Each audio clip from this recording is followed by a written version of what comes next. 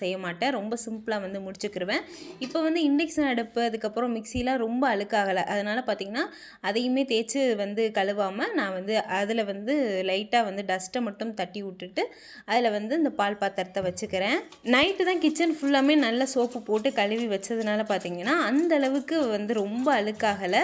லைட்டாக அந்த சிந்தின கீரை இந்த மாதிரி வெங்காயம் தோல் இந்த மாதிரி தான் இருக்குது. ஃபஸ்ட்டு நல்லா டஸ்ட் பண்ணிவிட்டு நான் ஸ்ப்ரே பாட்டில் வச்சுருப்பேன் இல்லையா, அந்த ஷாம்பு கலந்த லிக்விட் அதை வந்து ஸ்ப்ரே பண்ணி நான் தொடச்சிட்டேன். இதில் வேறு எதுவும் கலக்கல, ஷாம்பும் தண்ணியும் தான் கலந்துருக்கிறேன். இது பார்த்திங்கன்னா கரெக்டாக 1 வாரத்துக்கு மேலே வரும். ஸ்ப்ரே பண்ணி நம்ம யூஸ் பண்ணுறதுனால ரொம்ப நாளைக்கு வரும். இதை வந்து லைட்டாக ஸ்ப்ரே பண்ணோடனே நல்லா வந்து க்ளீன் ஆயிரும். பார்த்திங்கன்னா நைட்டு ஒரு நேரம் மட்டும் நல்லா சோப்பு போட்டு நல்லா தேய்ச்சி கழுவுவேனே தவிர மற்ற எல்லா நேரத்துலேயுமே பார்த்திங்கன்னா சோப்பு போட்டு தேய்ச்சி கழுவ மாட்டேன். இதே ரொம்ப ஏதாவது சிந்திருச்சு அழுக்காக இருக்குது அப்படின்னா மட்டும் சோப்பு போட்டு கழுவேன். இப்போ வந்து கொஞ்சம் நல்லா தானே இருக்குது, அதனால் வந்து லைட்டாக ஸ்ப்ரே பண்ணியே தொடச்சிக்கிறேன்.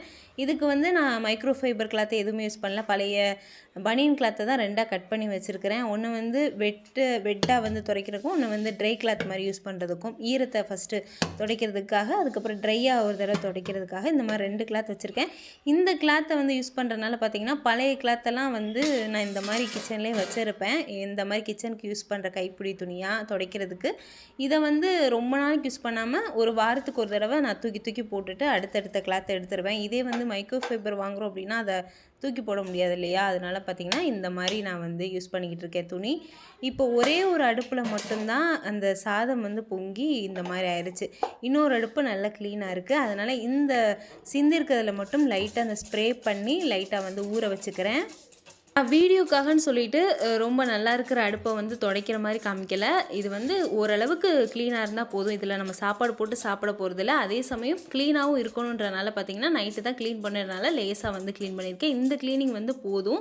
இந்த பர்னரெல்லாம் சில பேர் வந்து க்ளீன் பண்ணி அதெல்லாம் வந்து நல்ல கலர் ஆக்குவாங்க. ஃபஸ்ட்டெல்லாம் நானுமே அந்த பித்தால கலர் வரணும்னு சொல்லிட்டு அதையுமே வந்து ரொம்ப க்ளீன் பண்ணிகிட்ருக்கேன். இப்போலாம் அதை வந்து பண்ணுறதில்ல. ஏன்னா ஒரு நாள் தான் இருக்கும், அடுத்த நாள் வந்து அது கருத்து போயிடும்.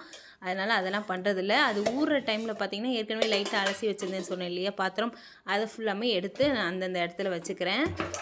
இப்போ நான் வந்து ஒரே ஒரு அடுப்பு மட்டும்தான் ரொம்ப அழுக்காக இருக்குது. இதனால் மொத்த அடுப்பையுமே நல்லா தேய்ச்சி சோப்பு போட்டு கழுவுனேன் அப்படின்னா நேரம் தான் ரொம்ப செலவாகும். அதனால தான் நான் இந்த மாதிரி மெத்தட் அழுக்காக்கிறத மட்டும் வந்து துடைக்கிறேன். அதே மாதிரி இந்த பாத்திரம் கழுவும் போது பார்த்திங்கன்னா நம்ம கிச்சனில் சமைக்கும் போது சில பொருள்லாம் தீர்ந்துருக்கும் இல்லையா, அது மாதிரி எனக்கு காஷ்மீரி மிளகாத்தூள் வச்சுருக்க பாக்ஸ் வந்து தீர்ந்துருச்சு. அதையுமே எடுத்து போட்டிருக்கேன். மொத்தமாக அந்த பாக்ஸை ஃபுல்லாமே அந்த மளிகை ஜாமான் வைக்கிற பாக்ஸை ஃபுல்லாமே எடுத்து போட்டோம் அப்படின்னா நம்மளுக்கு கழுவுறதுக்கு ரொம்ப டைம் ஆகும். அதுக்குன்னு நேரம் வந்து செலவு பண்ணும். அப்பப்போ என்ன காலியானாலுமே அந்த பாக்ஸை வந்து அப்பயே வந்து நீங்கள் சிங்கில் போட்டு பாத்திரத்தோட பாத்திரமாக கழுவி வச்சுருங்க.